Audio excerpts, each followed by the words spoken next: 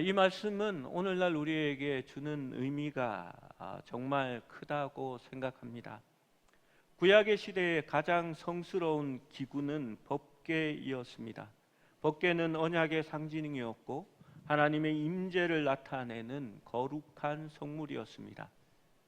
이 법궤가 이스라엘을 이끌었고 이 법궤가 앞선 곳마다 이스라엘은 승리했기 때문에 자기가 전장에 이 법궤를 가지고 가면 하나님께서 함께 하시고 그들에게 승리를 주실 것이다 생각했습니다. 그러나 이스라엘은 실패하였습니다. 그들은 무참하게 패하였고 법궤도 블레셋에게 빼앗기고 말았습니다. 법궤를 움직이면 하나님의 뜻도 움직일 수 있다라고 생각한 것은 그들의 착각이었습니다. 그리고 이 법궤는 그 법궤를 하찮게 여기는 블레셋 사람들의 손에 들어가게 됩니다. 그리고 그들은 이 법궤로 말미암아서 호된 곤욕을 치르고 많은 사람들이 죽어 나가게 됩니다. 이 법궤를 자기들 중에 도저히 둘 수 없기 때문에 이스라엘로 다시 가져가는 것이 지난주까지의 본문이었고요. 오늘은 이 법궤가 레위인의 마을에 도착하게 되는 것을 보게 됩니다. 여러분, 믿지 않는 사람들, 믿지 않는 나라 가운데 있었던 법궤는 당연히 문제가 되었겠지요. 그런데 베세메스는 레위 사람들의 마을입니다. 그 마을 가운데 이 법궤가 왔을 때에 여러분 어떠한 일이 일어났는지 우리는 방금 본문을 통하여서 읽었습니다. 오늘 말씀은 사사시대 레위 사람들을 향한 또 하나의 고발처럼 보여집니다. 따라서 이 이야기는 마가의 집과 단 지파의 제사장으로 봉사했던 레위 사람의 이야기와 자기 아내의 그러니까 첩을 토막내어 이스라엘 동족 살해 전쟁에 이스라엘을 동원했던 레위 사람과 그리고 엘리와 그의 아들들의 이야기와 나란히 자리 잡고 있게 됩니다. 먼저 6장 13절의 말씀을 읽어봅니다. 시작. 베세메스 사람들이 골짜기에서 밀을 베다가 눈을 들어 괴를 보고 그 본 것을 기뻐하더니 베세메스는 언약궤를 돌보는 책임이 있었던 레위 가문인 고핫 자손들에 의해 구별된 레위 지파의 성읍이었습니다. 아론의 후손들의 거처이기도 했습니다. 이 성읍에 거주하는 이스라엘 백성의 대부분은 레위 지파 출신이었을 것입니다.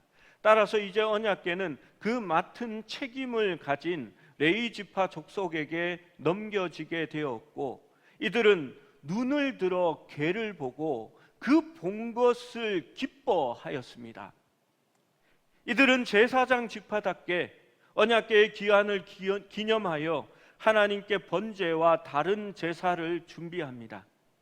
베세메스 요수아의 밭에 있는 여기에서 요수아는 이스라엘 백성을 이끌고 출애굽했던 요수아가 아닙니다. 요수아라는 이름은 정말 많이 있는 이름입니다. 베세메스의 요수아입니다. 그 밭에 있는 큰 돌을 제단을 삼고 수레의 나무를 패고 그 수레를 끌고 온 암소들을 번제물로 여호와께 드렸습니다. 그들은 그 궤를 보고 기뻐하는 마음으로 그 일을 행하였습니다. 그리고 베세메스 사람 여호수아의 밭에 있는 큰 돌은 일시적인 제단이 되었습니다. 여러분, 여기까지 내용은 잘한 것입니까? 아니면 무언가 잘못되어 가고 있는 것입니까? 잘 모르겠습니까? 이 행위는 여호와 하나님에 대한 큰 경의의 표시처럼 보이지만 실제로는 하나님의 뜻대로 행하지 않은 일들입니다. 율법에 의하면 번제로 사용되는 동물은 수컷만 해당되게 되어 있습니다. 여러분, 따라서 암소를 번제로 바치는 이 금지된 행위에 대한 묘사는 베스메스 사람들이 하나님의 율법에 대하여 관심도 없었고 무엇을 행하여야 하는지 알지 못했다라는 것을 나타냅니다. 이들은 구별하여 따로 준비하지 않았습니다. 그냥 끌고 온, 새로 만들어 온 그 수레를 조각내어 나무를 사용하였고 수컷 짐승을 준비하여 드려야 하는데 그 수레를 끌고 온 암소를 번제로 바치는 일을 행하였던 것입니다. 게다가 6장 15절 말씀을 함께 읽어봅니다. 15절입니다. 시작. 레위인은 여호와의 궤와 그 궤에 함께 있는 금 보물 담긴 상자를 내려다가 큰 돌 위에 두매 그날에 베세메스 사람들이 여호와께 번제와 다른 제사를 드리니라. 여러분, 이 말씀을 보면 여호수아의 밭에 있는 큰 바위 위에 블레셋 사람들이 준 금으로 된 예물과 법궤가 눈에 띄게 놓여져 있습니다. 여러분, 먼저 블레셋 사람의 예물이 무엇일까요? 성경은 이것을 중간에 지나치게 상세하게 길게 기록하고 있습니다.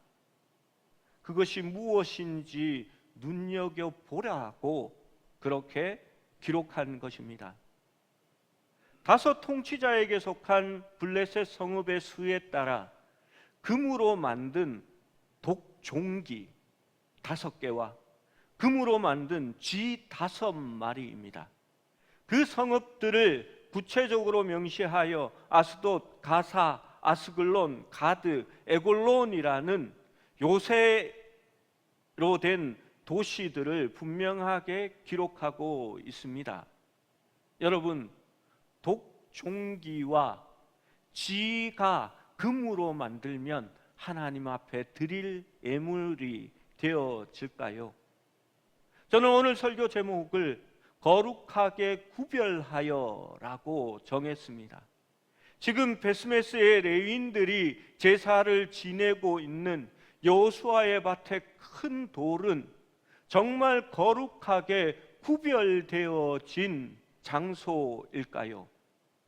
그리고 그들이 번제 나무로 삼았던 그 수레는 구별된 것이었을까요? 아니면 하나님을 시험하기 위하여 블레셋 사람들이 만들어 놓은 수레가 아닙니까?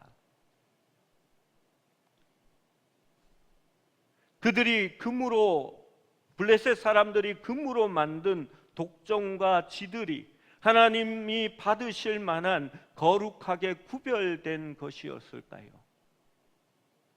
그들은 자신이 편리한 대로 자기 눈앞에 보이는 것으로 있는 대로 그냥 제사를 드린 겁니다.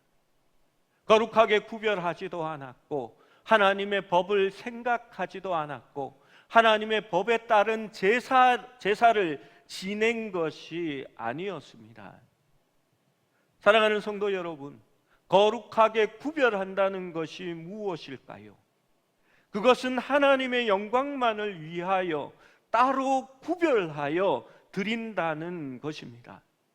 하나님은 그의 영광을 다른 이들과 나누지 않으십니다. 여러분, 예를 들어 컵이 여기 하나 있습니다. 이 컵을요, 강대상 위에 올려서 물그릇으로도 사용하고 또 그릇이 없으면 여기에 음료수나 콜라를 담아서 먹기도 하고 때로는 밥그릇으로 사용하기도 하고 급하게 쓸 것이 없으면 음식물 쓰레기를 여기에 모아다가 담아서 버리기도 한다면 여러분, 이 컵이 구별된 것입니까? 아닙니다. 막 사용하는 내 손에 편한 대로 사용하는 그러한 컵이 되어 버리는 것입니다. 여러분, 구별하여 드린다라는 것은 하나님만을 위하여 사용한다라는 의미가 있습니다. 여러분, 그런 이야기가 있죠. 한 꼬마가 어머니에게 주일날 아침에 헌금과 용돈을 같이 받았습니다.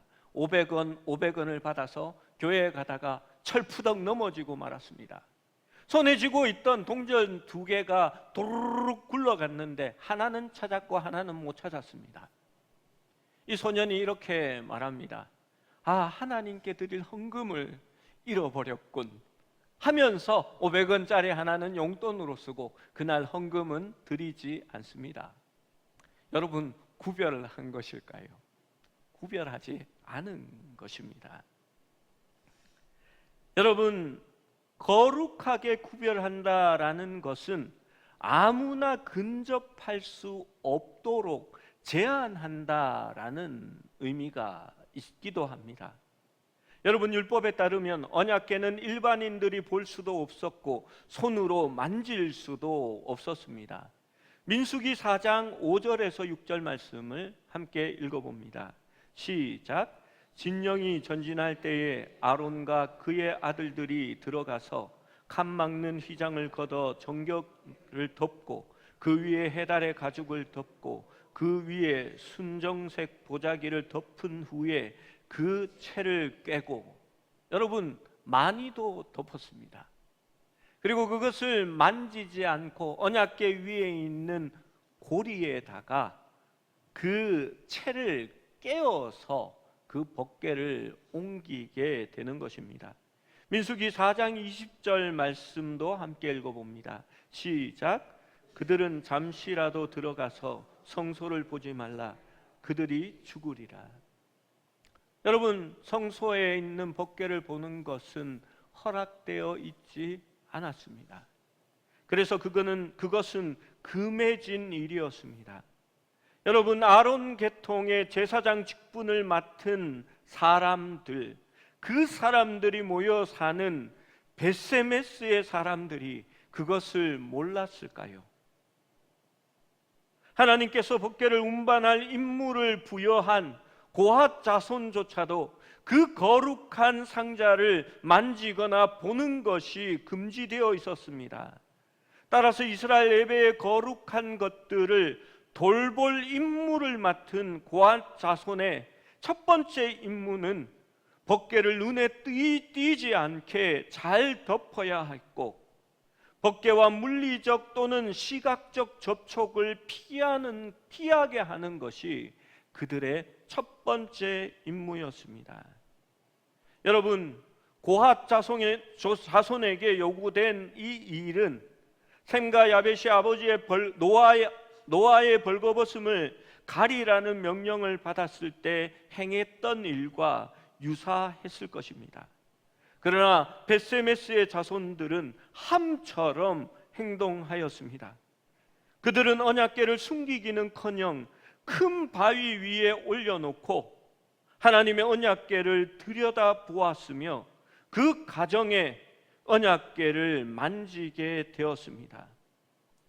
언약궤의 신성함에 대한 이러한 무시와 하나님의 신성함을 침범한 행위는 여호와 하나님으로부터 신속하고 직접적인 심판을 불러오게 됩니다. 하나님께서는 벳세메스에서 5만 70명의 사람들의 목숨을 빼앗아갑니다. 여러분, 우리 성경에 보면 5만을 갈로 쳐놓고요 70명만 이렇게 적어 놓았습니다. 그리고 어떤 사본에는 70명이라고 되어 있다라고 각주가 되어 있습니다. 여러분, 70인경과 맙소라 사본에는 5만 70명이라고 적혀져 있습니다. 두 사본이 가장 권위 있고 오래된 사본 중에 하나입니다. 그래서 우리는 5만 70명이라고 그것을 봅니다. 주님께서 그들에게 내리신 심판에 대한 반응으로 벳세메스 사람들은 블레셋 사람처럼 행동합니다. 그들은 자신의 죄를 회개하며 애통해야 하는데 주님께서 그들에게 내리신 큰 재앙 때문에 오히려 애통합니다. 그리고 나서 언약궤를 그들의 영토에서 옮길 계획을 세우고 기럇 여아림 사람들에게 넘겨줍니다. 이렇게 해서 그들의 영적 어두움의 심각성을 드러내고 주님께서 그들에게 내리신 심판이 옳다라는 것을 스스로 확정하게 됩니다. 기럇 여아림 사람들이 이 제안을 받아들여 여호와의 궤를 옮겨왔습니다. 여러분, 무섭지 않았을까요? 가는 데마다 재앙을 일으키는 이 여호와의 궤를 그들은 왜 받았을까요? 사무엘상 7장 1절 말씀을 함께 읽어봅니다. 시작. 기럇 여아림 사람들이 와서 여호와의 궤를 옮겨 산에 사는 아비나답의 집에 들여놓고 그의 아들 엘리야사를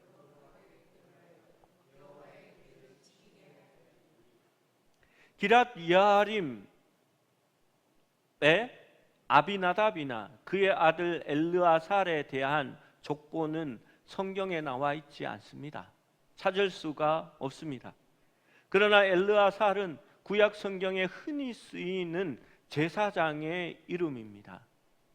이스라엘 사람들은 그들 족보에서 훌륭한 존경받을 만한 사람의 이름을 따라 짓는 것이 관례였으므로 아마 이 두 사람이 모두 레위 지파에 속했을 가능성이 있습니다. 기럇 여아림에 이제 언약궤가 들어왔으니 여러분, 비상경보가 커진 것이 아닐까요? 그런데 이 사람들은 두려워하지 않았습니다. 이 구절에서 드러나는 말씀이 있습니다. 그의 아들 엘리아사를 거룩하게 구별하여라는 말씀입니다. 여러분, 한나가 하나님 앞에 자기의 아들을 사무엘을 드립니다. 그는 아들을 구별하여 하나님 앞에 드릴 때에 자신의 아들이 아니라 하나님의 종으로 드려지게 됩니다. 여러분, 하나님 앞에 자기 자식을 바칠 때에 내 아들을 드립니다 라고 말하는 사람은 없습니다. 내 아들이 아닙니다. 하나님의 것으로 드립니다 라고 말합니다. 제가 신학대학원에 시험을 치고 신학대학원에 가겠다, 목사가 되겠다라고 했을 때에 어느 누구도 정말 잘했다 라고 말하는 사람이 없었습니다. 이때까지 유학 준비 잘하고 공부 열심히 하고 또 대학원에서 교수님이 외국의 어느 교수 밑에 들어 보내기로 서로 약속까지 해놓았는데 갑자기 무슨 얘기냐 다들 반대하셨습니다. 저희 어머니는 소기상에서 대구 근교의 유명한 주암산 기도원이라는 그 기도원에 가서 기도하셨습니다. 그 주암산 기도원이 가면요, 널찍널찍한 바위들이 이렇게 수십 개가 이렇게 나와 있고요, 그 바위 위에서 사람들이 이렇게 기도하는 그러한 곳이었습니다. 저희 어머니가 목사가 된다고 하니까 훌륭한 목사가 되게 해주세요 기도한 게 아니라 하나님 못 드립니다. 저 아들 내 아들이고 내가 어떻게 키웠는데요 절대로 못 드립니다 라고 기도하셨습니다. 그때 저희 어머니가 기도하는데 저 아래쪽 바위 위에 어떤 젊은 새댁이 와서 눈물로 기도하는 모습이 보였답니다. 그리고 가만히 보니 옛날에 자기 모습 같기도 한 그런 겁니다. 예전에 아버지가 이렇게 형제의 보증을 서가지고 집이 쫄딱 망했던 적이 있습니다. 정말 집이 어려웠고요. 저희 육성회비 300원, 그거를 이렇게 학교에 못 내가지고요. 내라고 했는데 못 내서 학교에 가면 그때는 그 300원 안 가져온다고 선생님이 때리더라고요. 그거 얻어맞고 학교 안 가요, 안 가 하고 버티다가 어머니가 우셨던 모습을 제가 본 적이 있습니다. 저희 어머니가 그때 주암산 기도원에 가셨나 봐요. 가서 기도했습니다. 하나님, 이제 이 아들 셋을 제가 키울 수가 없습니다. 하나님, 하나님께 드리겠으니 하나님께서 받아주시고 키워주십시오 했던 그 모습이 그 젊은 세대를 통해서 이렇게 보게 된 것입니다. 그래서 저희 어머니가 그때 하나님 앞에 기도하면서 고백했습니다. 힘들 때는 하나님 거라고, 하나님 책임지라고 해놓고서 이제는 내 거라고 내가 못 준다고 하고 있다고 그렇게 회개하시고 마음을 바꿔 먹으셨습니다. 여러분, 그것이 구별하여 드린다라는 의미입니다. 그래서 저는 집안의 대소사에 교회 때문에 가지 않는 것이 다 용납이 됩니다. 쟤는 교회가 우선이야, 하나님의 일을 우선으로 하는 사람이야 라고 따로 떼놓은 자식이 되어버렸습니다. 여러분, 목사라는 존재는 그러한 자라고 생각합니다. 여러분, 저도 하나님 앞에 스스로 드려진 자라고 늘 생각합니다. 목사는 교회와 교회가 성도지요, 그 성도들을 위해 존재하는 사람입니다. 1년 365일 매 24시간 전화기를 머리맡에서 떼놓지를 않습니다. 혹시나 성도들이 급한 일로 전화할까봐, 무슨 일이 있을까봐, 교회에 긴급한 일이 있을까봐 늘 이렇게 달려가야 할 준비를 하고 있습니다. 우리 성도들 중에 하나님의 부름을 받고 소천하셨을 때도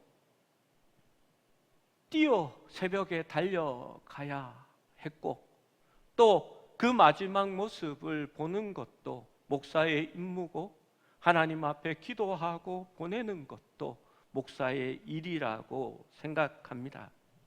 여러분, 목사는 월급쟁이가 아닙니다. 정해진 시간을 놓고 또 더 많은 일을 시킨다고 불평하는 존재가 아닙니다.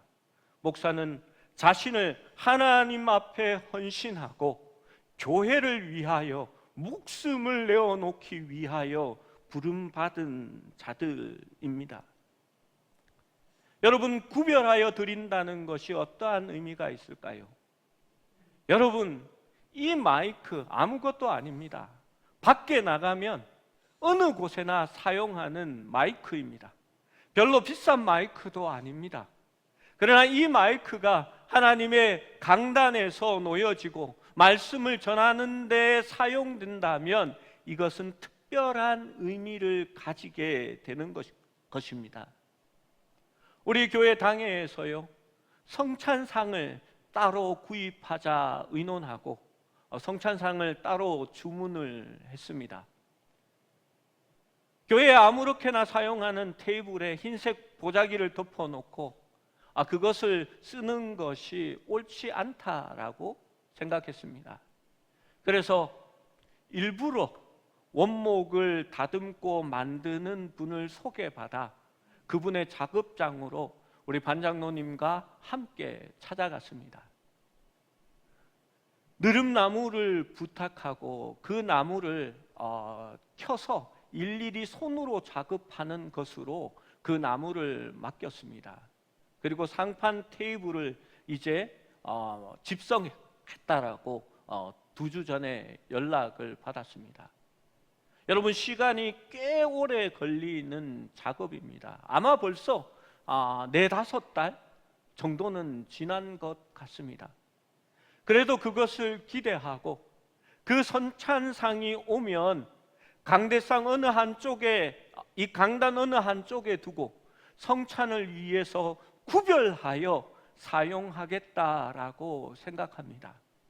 여러분, 그 나무 탁자가 뭐 대단한 것이며 거룩한 것이겠습니까? 그러나 하나님을 위하여, 성찬을 위하여 구별하여 드릴 때에 그것은 달라지게 되는 것입니다.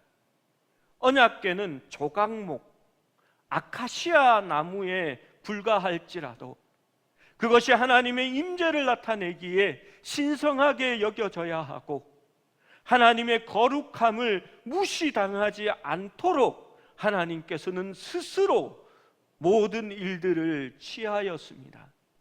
베세메스 사람들처럼, 그리고 아무것도 모르는 철부지 블레셋 사람들처럼 외적인 규례를 무시하며 하나님을 멸시하지 않도록 주의해야 하는 것입니다.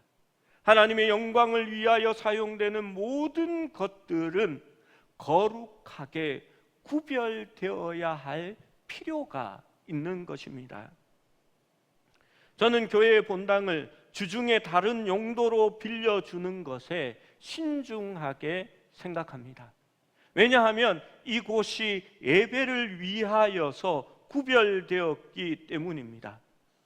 교회의 물품들을 사적인 용도로 주중에 가져다 쓰고 주일에 다시 가져오는 것을 저는 허락하지 않습니다. 여러분, 우리 교회 1층에 제빙기가 있습니다. 저는 얼음을 좋아합니다.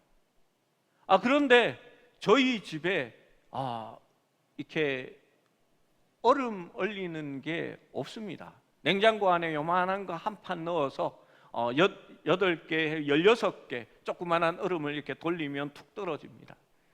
평일날 교회 쓰는 사람도 없는데 내가 가져다가 우리 집에서 쓰고 주일날 갖다 놓으면 되지. 여러분, 그때부터 구별하여 드린 것이 아니게 되어지는 것입니다. 여러분, 교회의 물품은 하나님 앞에 드린 이상 구별되어지고, 목사 것도 아니고 교인들 것도 아니고 하나님의 것으로 드려지게 되는 것입니다. 여러분, 피치 못할 사정으로 예배 공간이 없어서 가정을 이용한다든지 학교의 강단을 사용할 수 있다고 생각합니다. 그러나 가능하다면 예배의 장소를 구별하여 마련하는 것이 저는 더 옳다라고 생각합니다. 그래서 그곳이 온전한 예배를 위하여, 예배만을 위한 시설로 하나님 앞에 영광을 돌리는 것으로 사용될 수 있다면 그것은 낭비가 아니라 하나님께 영광을 돌리는 것이 되어질 것입니다.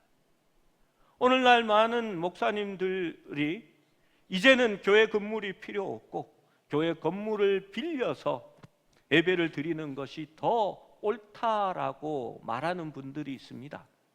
그리고 교회 건물을 지으면 자기가 은퇴할 때에는 그 건물을 사회에 환원하겠다라고 약속하시는 목사님들이 있습니다. 많은 세상 사람들이 그것이 참 훌륭하다라고 말합니다. 저는 반대합니다. 여러분, 왜 하나님을 위하여 따로 구별되게 사용되는 것이 문제가 되고 아까워하십니까? 여러분, 교회 건물을 목사가 은퇴할 때에 사회에 환원시킨다고 하면 그 건물은 목사 겁니까? 하나님 겁니까? 여러분, 하나님께 드린 것에 대하여는 여러분, 나의 주장이 없습니다.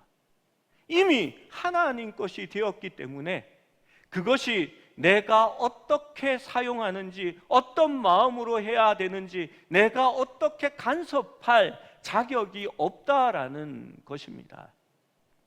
여러분, 어떤 분이 이렇게 말합니다. 저는 11조를 우리 교회에 바치지 않고 고향 교회에 바칩니다. 그리고 그 11조의 반을 나누어서 선교 헌금으로 저는 보내고 있습니다 라고 말합니다. 여러분, 헌금을 잘못 생각하신 겁니다. 11조는 모든 것이 내 것이 아니고 하나님의 것임을 고백하는 헌금입니다.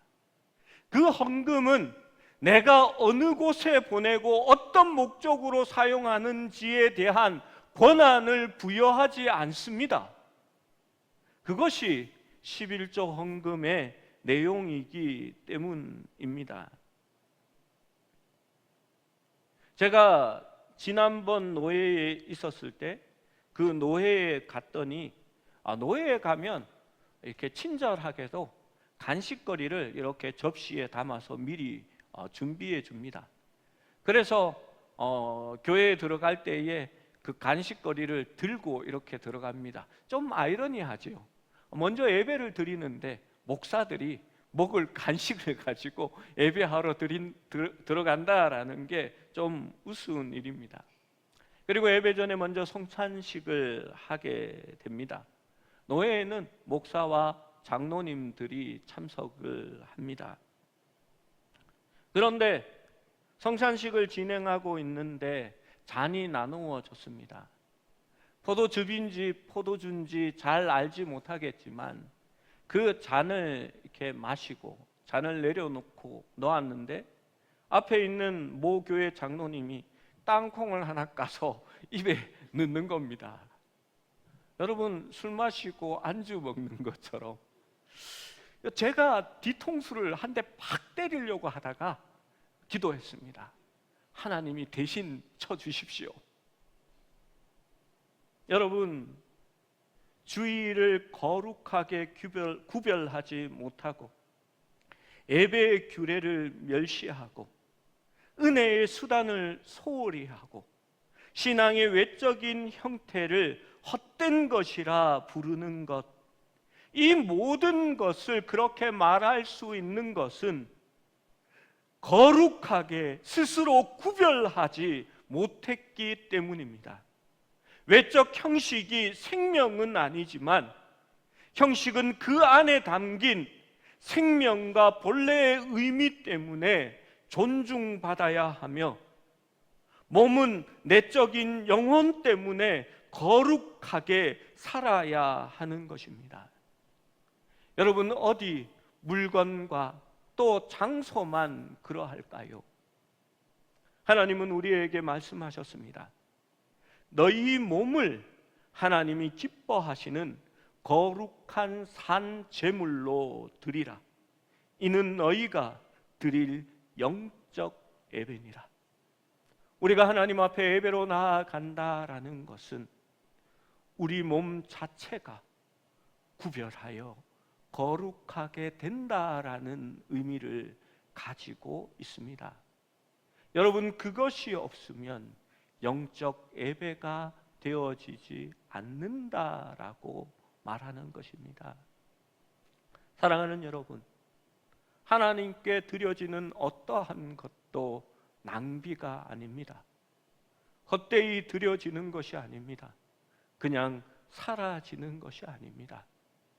하나님 앞에 드려지는 모든 것들은 하나님이 창조하신 본래의 의미를 갖는 것이고 그것은 하나님의 영광을 위하여 사용되기에 가장 아름답고 바르게 사용되는 것임을 믿으시기 바랍니다. 여러분, 우리가 그러한 마음으로 한 주를 살고 그러한 마음으로 하나님 앞에 예배하고 또 그러한 마음으로 주의를 구별하여 거룩하게 지킬 수 있는 우리 모두가 되시기를 축원합니다.